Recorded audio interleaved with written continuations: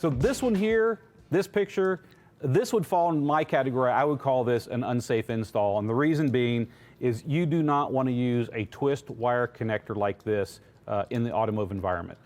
They are great for connecting wire in a fixed installation like a house or in a business or something like that, where you're not having the wires constantly subjected to vibration.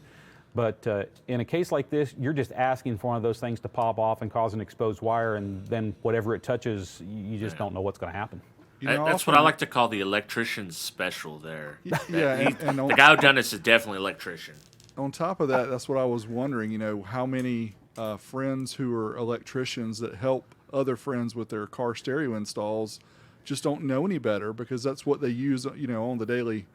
And in this case, you know, the car is subject to a lot of vibration because it's just the nature of the beast, and maybe they just don't realize it. So that could be. And the other thing is, when you go to the store, like you go to Home Depot or Lowe's, you're looking for wiring accessories. They have wire nuts sitting right there beside of all the other connectors, and they don't really say not for car.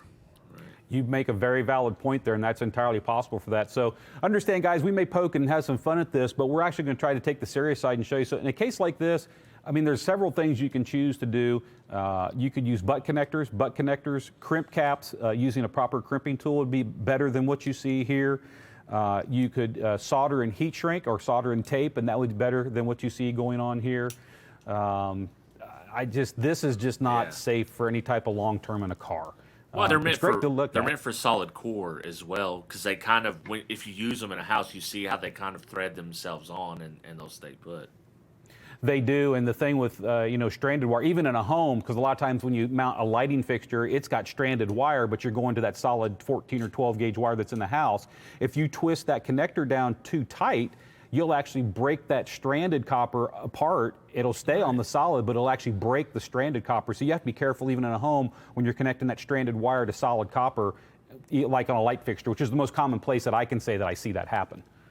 Yeah, the bad thing about this, Kip, is these are easy, right? So somebody who's trying to do a quick install, they're just trying to cover the wires up. The wire nuts are the easiest way to do it. So if you're lazy, don't be. I'm going to tell you, let's pretend that this was someone who was either didn't know, they were in a hurry, or they were lazy, whatever it might be. This is the one piece of advice I can tell you.